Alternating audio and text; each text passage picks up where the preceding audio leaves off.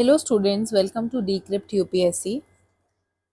Decrypt UPSC में एक initiative लिया गया है आपको current affairs from pre perspective से करवाने का। उसकी ये सेकंड वीडियो रहेगी। We have planned for around 100 videos that will cover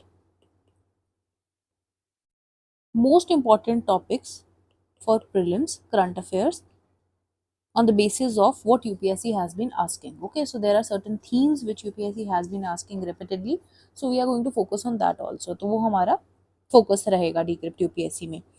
ठीक है, आप डीक्रिप्ट यूपीएससी का टेलीग्राम चैनल ज्वाइन कर सकते हैं। वहाँ पे आपको पर्सनलाइज्ड जूम सेशंस मिल जाएंगे, मेंटरशिप मिल जाएगी, and also you will get guidance with a plan, right? So for that you have to subscribe to our Telegram channel. Link will be provided in the description. Okay, so let's move to the today's topic, and that is rare earth elements.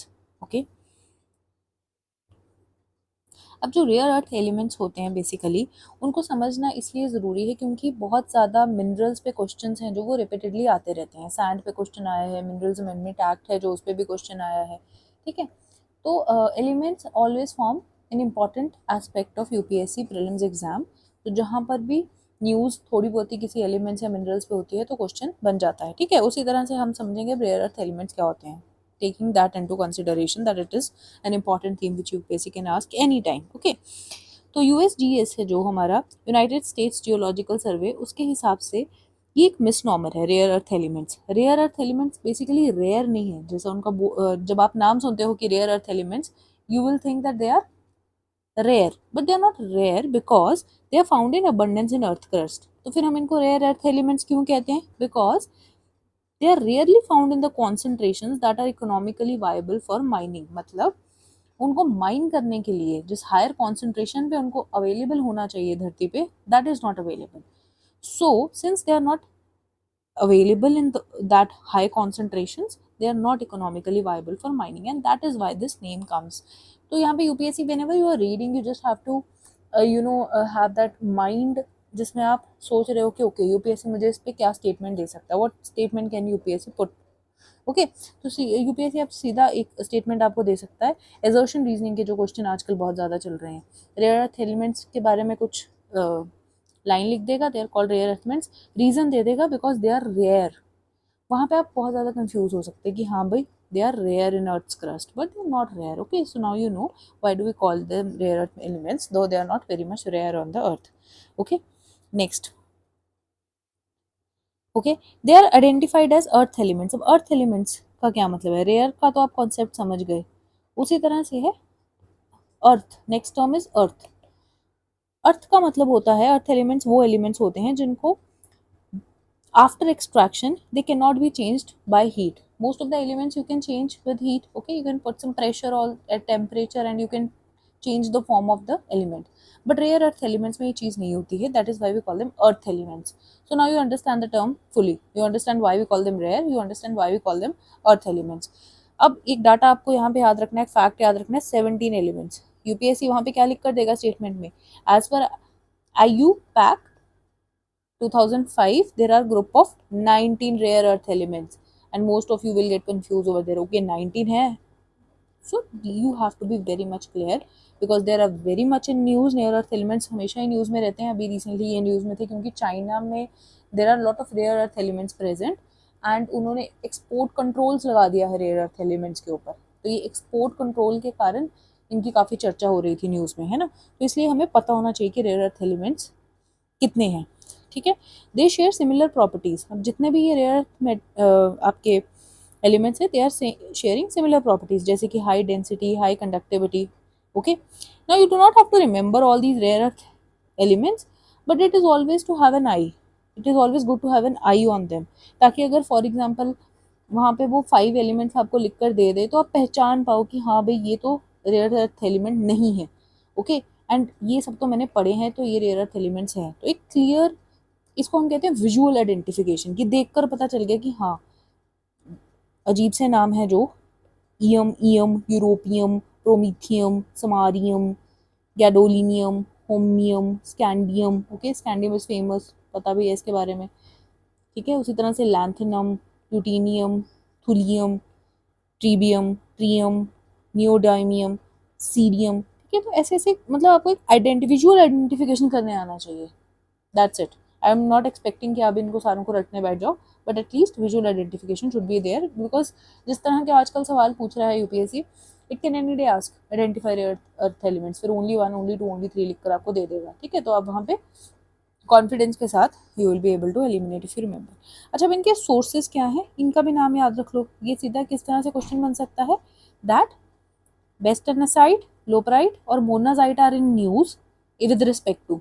Monazite तो चलो आप पहचान लोगे, अगर उसने सिर्फ यही दो नाम दे दिए तो फिर पहचानना मुश्किल हो सकता है।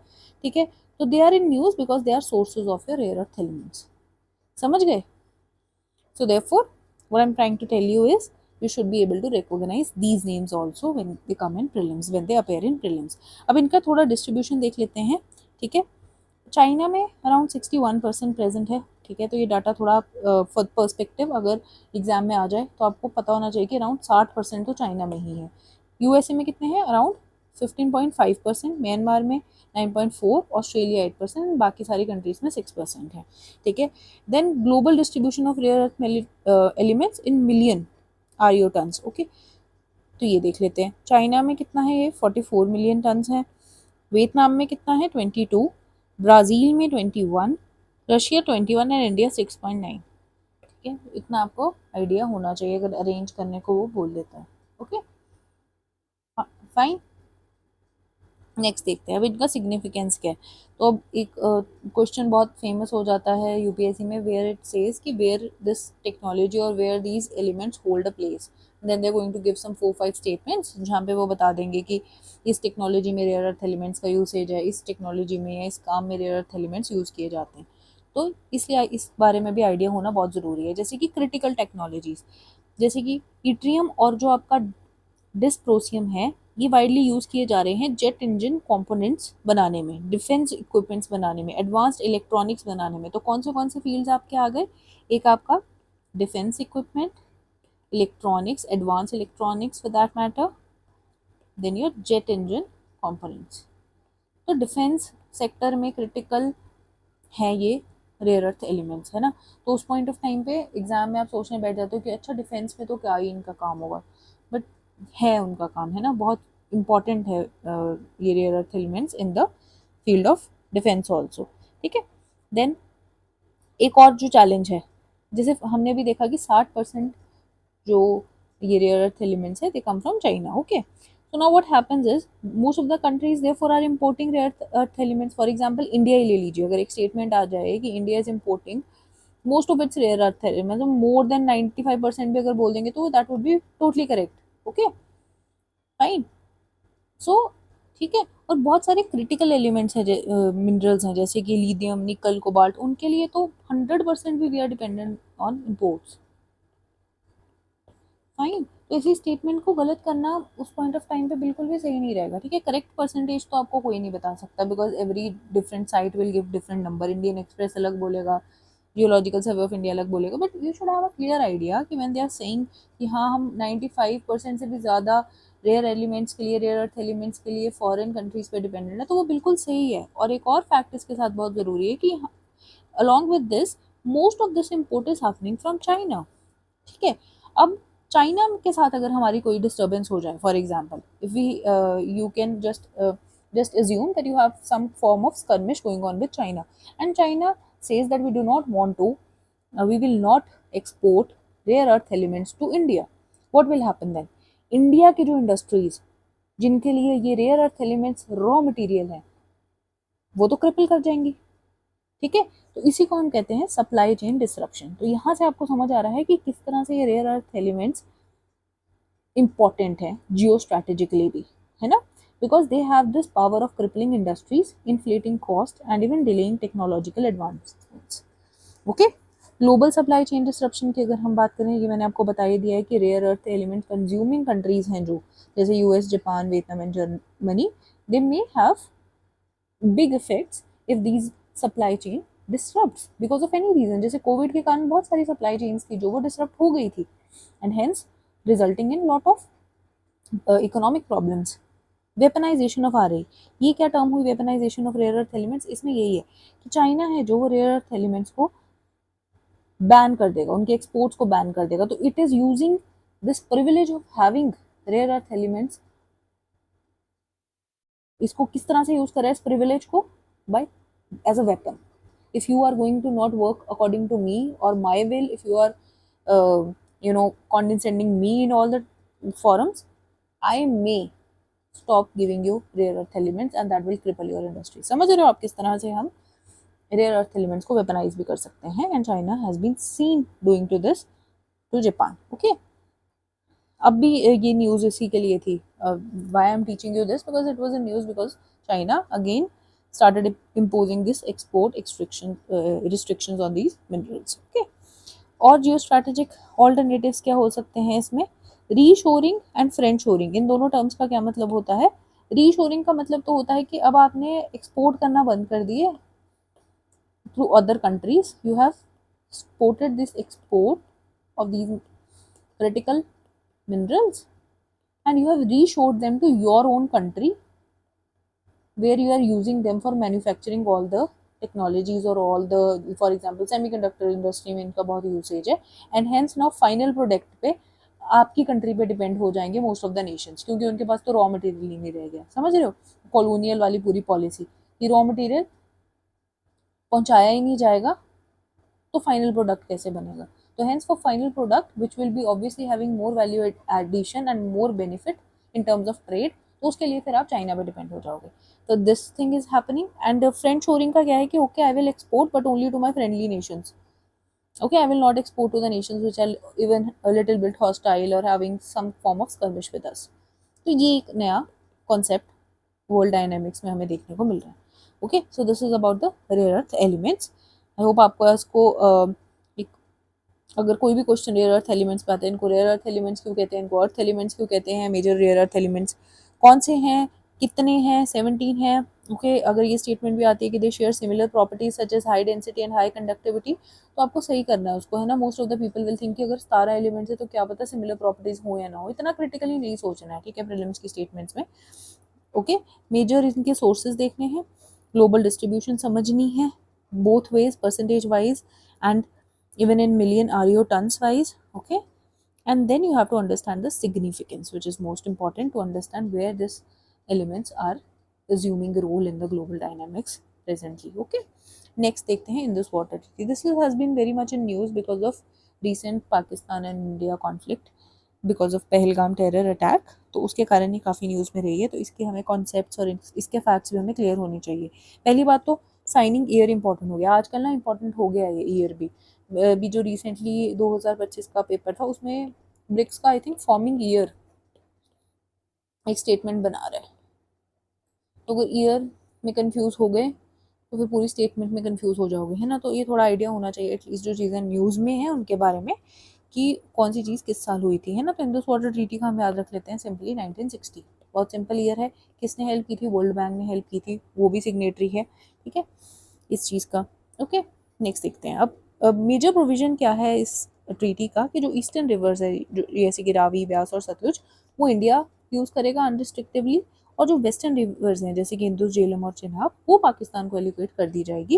बट इंडिया भी यूज़ कर सकता है फॉर नॉन कंजप्टिव यूजेस जैसे कि navigation, flood protection, flood control, agriculture use and even for generation of hydro electric power. तो नॉन कंजम्पशन मतलब पीने का पानी नहीं वहाँ से देंगे, बाकी चीज़ों के लिए आप कुछ हद तक उसको यूज़ कर सकते हैं।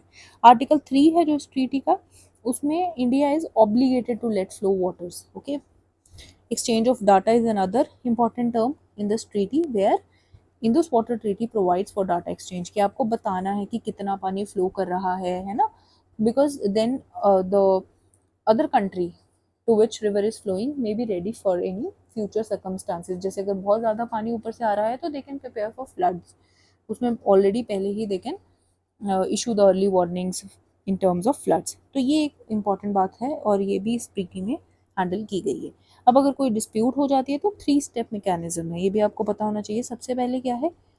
Permanent Indus commission. इसमें क्या है? डिस्प्यूट्स हैं जो they are decided at the level of Indus commissioners. Okay, जो ट्रीटी है उसने बोला है कि हर एक जो दोनों कंट्रीज हैं जो उनका अपना अपना PIC होगा, कमिश्नर होगा जो जिसको हम कहेंगे परमानेंट इंदुस कमिश्नर, और वो पहले लेवल पे डिस्प्यूट को रिजॉल्व करने की कोशिश करेगा। Okay, and even these PICs are mandated to meet regularly at least once a year, alternatively एक साल इंडिया में और दूसरे साल पाकिस्तान में। तो ये फैक्ट क्लियर होना चाहिए। सेकेंड स्टेप 2, अगर PIC से काम नहीं बना तो फिर आप न्यूट्रल एक्सपर्ट के पास जाओगे जिसको वर्ल्ड बैंक अपॉइंट करेगा, ठीक है, and then he will give a binding decision. But अगर सपोज करो यहाँ पे भी बात नहीं बनी, then at the end of the day you can go to court of arbitration. अगर न्यूट्रल एक्सपर्ट भी फेल कर जाता है तो डिस्प्यूट जाती है कोर्ट ऑफ आर्बिट्रेशन में। ये एक 7 मेंबर एडहॉक आर्बिट्रल ट्रिब्यूनल होता है जो by procedures and by majority vote decision देता है, ठीक है। तो ये भी हमें 3 स्टेप की जगह वो 2 स्टेप या 4 स्टेप्स लिख सकते हैं। तो 3 स्टेप है। परमानेंट इंदुस कमीशन क्या है, इस पे अलग से ही क्वेश्चन आ सकता है कि it should meet at least 1 year and all, आपको पता होना चाहिए, ठीक है। Then neutral expert and then court of arbitration. Article 3 का एक थोड़ा आइडिया होना ज़रूरी है, ये तो आपको पता ही होगा, मुझे यहाँ तक लगता है कि रिवर्स ईस्टर्न रिवर्स है जो यहाँ पे देख लीजिए, है ना, Sutlej passes through Punjab coming through China, then Beas again passing through Punjab coming from Himachal, and then your Ravi. It is also coming from Himachal passing through Punjab and then finally entering Pakistan. ठीक है, बाद में all of these are going to merge into Indus, ठीक है, and the upper rivers here Jhelum and Chenab, these two rivers, Jhelum और चेनाब का unrestricted use हमने दे दिया पाकिस्तान को, ठीक है, और ब्यास इंदुस और सॉरी ब्यास सतलुज एंड रावी का अनरिस्ट्रिक्टेड यूज दे दिया गया है इंडिया को। तो this idea should be clear in your mind कि तीनों को, दोनों को 3-3 रिवर्स मिली हैं, कौन से मिली हैं, ठीक है। ऑब्जेक्शंस क्या है अब किशन गंगा प्रोजेक्ट पे? एक तो पाकिस्तान ऑब्जेक्शन करता रहता है कि ये झेलम पे है and it is because we have been allowed to have projects even on these rivers when they are non-consumptive in nature, okay, but still Pakistan has objections with respect to 2 major projects, one is Kishan Ganga project और एक है rattle project. Kishan Ganga Jhelum पे है, rattle Chenab पे है, ये idea आपको होना जरूरी है। वो बोल देगा what will the examiner do, he will say Kishan Ganga on Chenab and he will give Ratle on Jhelum. तो ये कैसे याद करना है ये आप देख लीजिए, ओके। देन एक जो मैंने आपको बोला था देखकर आइडेंटिफिकेशन आनी चाहिए। तो अगर एग्जाम में आगे की सिंपल हेलेंसिकी रूल्स और Helsinki convention seen in the recent news are related to, what are they related to? They are related to water, okay, of international rivers, ठीक है। तो अब से आपको अगर कहीं पे भी हेलेंस्की रूल्स और हेलेंस्की कन्वेंशन दिखी तो you know what are they related to. और इम्पॉर्टेंट पॉइंट्स क्या है, अभी जो ये पहलगाम वाला इशू हुआ है इसके बाद इंडिया ने IWT जो हमारी इंदुस वाटर ट्रीटी है बोल दिया है कि we are putting it in abeyance, that is we are not following it and until Pakistan supporting this terrorism, cross border terrorism, we are not going to talk about IWT। पर IWT में खुद और vena convention में इस बारे में abeyance की provision तो प्रोवाइडेड ही नहीं है, ठीक है। So they are not providing for abeyance as basis to suspend any treaty obligations, rather जो वेना कन्वेंशन है on the law of treaties, Vienna convention क्या है कि जितनी भी ट्रीटीज है उनके ऊपर क्या कानून है, ठीक है, तभी इसको ट्रीटी ऑफ ट्रीटीज भी कहा जाता है, ये भी एक फैक्ट ऐड कर लीजिए। वेना कन्वेंशन है जो it is a leading international convention on treaties which codifies the customary laws governing how state approach the agreements। तो जितने भी एग्रीमेंट्स हो रहे हैं अलग अलग देशों में उनको किस तरह से अप्रोच करना है वो कौन बताता है, वो treaty of treaties Vienna convention बताती है। तो वेना कन्वेंशन में भी कहीं पे भी अबेयंस की प्रोविजन है जो with respect to this treaty has not been given. So this is being questioned कि इंडिया ने किस लीगल बेसिस पे ट्रीटी को होल्ड किया है, okay fine। So we discussed 2 major topics, Indus Water Treaty and rare earth elements. With this I will conclude this second lecture of the series 100 videos for current affairs prelims 2026, ठीक है। इन पे questions आपको कैसे करने हैं, क्या कराना है, वो सब मैं अपने टेलीग्राम चैनल पे साथ साथ आपको बताती रहूँगी। अभी जो मेन टाइम है वो है मेंस का, ठीक है। We are in June, in next 3 to 4 months we have to be very much ready with mains because next year when you are going to clear prelims You should be ready with your notes, you should be ready with the facts, with the value additions you are going to make in the answers, and answer writing. Okay, so for means initiatives and other initiatives, join Decrypt UPSC at Telegram also.